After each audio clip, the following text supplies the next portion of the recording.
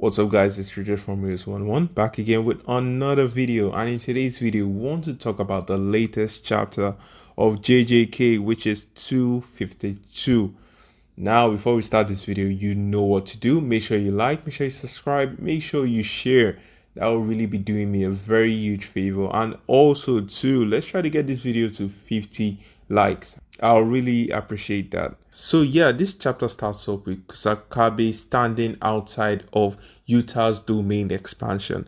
And one thing we can see clearly is that Yuta was able to slightly move his domain expansion from the original place where he actually activated his domain expansion to a new place completely different. Now, the reason why he does this is because it's going to be advantageous for the rest of the cast in order for them to sneak up on Sukuna, which was what Maki did. And so the conversation comes up that why didn't everybody just rush Sukuna in Yuta's domain expansion? And Kusakabe says that that would have been a waste of time, and this is actually a better plan. Why? Because that way, while Yuta and Yuji are distracting Sukuna, it would be a perfect time for somebody to sneak into Yuta's domain expansion and actually deliver a very solid blow, which we saw that happen in the last chapter. And we can see that Maki is getting ready. And man, Maki is really cooking in this chapter. And so the domain expansion breaks and Maki stabs Sukuna in the heart. And this is something that we later found out in this chapter, that Yuta purposely broke his domain expansion. Now, we originally thought because Yuta took the universal cleave, or actually Yuta took an empowered cleave by Sukuna. Because I actually don't think that that was a universal cleave. Now, immediately Yuta took that attack from Sukuna. He himself deactivated his domain expansion so that Maki could land a very critical hit on Sukuna. And we can see that Rika takes Yuta in order for Yuta to receive treatment. And so one thing we eventually discover in this chapter is that Sukuna can actually heal his soul. Because a very big question I was asking in my previous chapter breakdown was, would Sukuna be able to actually heal himself? Because this isn't just the normal conventional reverse curse technique that you could have used in order for you to actually regrow your arms or any damaged part of your body. This is an attack directly to your soul. So my big question was Sukuna able to actually heal his soul? And in this chapter, we're able to confirm that because he was able to actually get the perfect outline of his soul. So that means Sukuna is able to heal his own soul. Now, the big problem with that is that it is actually a lot more slower than a conventional reverse curse technique. And also, we have to also consider the fact that Sukuna is heavily injured because of the battle he had with Gojo Satoru. And we call back to my boy Yuji trying to run up against Sukuna. Now, here's the question I have.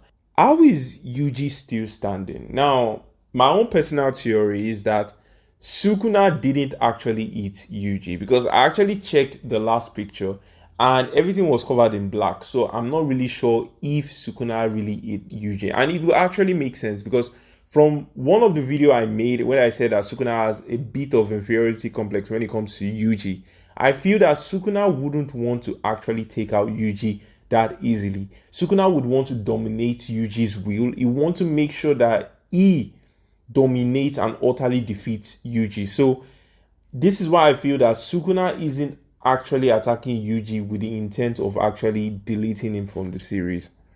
And we can see that as Yuta tries to approach Sukuna, he starts bleeding profoundly, and that is because even though he's using reverse curse technique, he hasn't yet mastered it, which I enjoy actually, because I would have called BS if Yuji was actually able to know how to use reverse curse technique in a span of a month and perfectly use it. That wouldn't have made sense. So it's very good to see that he himself is very sloppy in the usage of reverse curse technique. And we see the best boy, Choso, coming to assist Yuji. He tells Yuji to relax, and he tells Yuji to use blood manipulation to pump blood across his body so he can locate the particular section that he hasn't healed with reverse curse technique and actually heal that particular section. So definitely we are going to be seeing something from Yuji in the next chapter. And now we move to the fight with Sukuna and Maki. And honestly, at this point, they are evenly matched. But there is something that Uraume said at the end of the chapter that actually proves that Sukuna might actually have a very, very big card to play, which I have already predicted. You can check out my previous video. I'm going to leave a card below so that you can actually check that out. And also during the ending of this video, you also see the video I'm talking about. Because currently, I predicted that Sukuna still has 2 major cards to play. So if you are interested in that video, definitely check it out.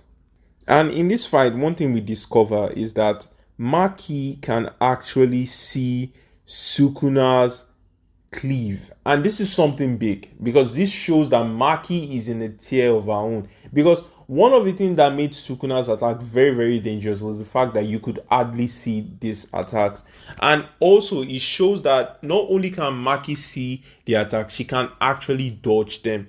That means she's currently up there with the likes of Maharaga and the rest, because it really shows that Maki is very, very powerful. And that's the reason why I'm definitely putting respect on her right now, because she's really killing it in this chapter. And Maki asks Sukuna that, are you going to fight with your heart currently like that? Because currently Sukuna is using force energy to pump his heart. Because, you know, currently you can't use reverse course technique because of the battle with Gojo, because of basically everything that is happening. And Maki is like, are you going to attack me while trying to use course energy to pump your heart? And Sukuna says, I don't see why not. I've hardly broken a sweat. And this is the other red flag about this chapter. This shows that definitely Sukuna has a big hand to play. And honestly speaking, our cast are about to be in a world of pain if my prediction actually comes true. And so from this point on, we switch perspective from Sukuna to Akari and Uraume's fight. And from what Akari said, it was actually bragging. This is the other red flag I was talking about. Because anytime our protagonist brag about something, it's just a big red flag.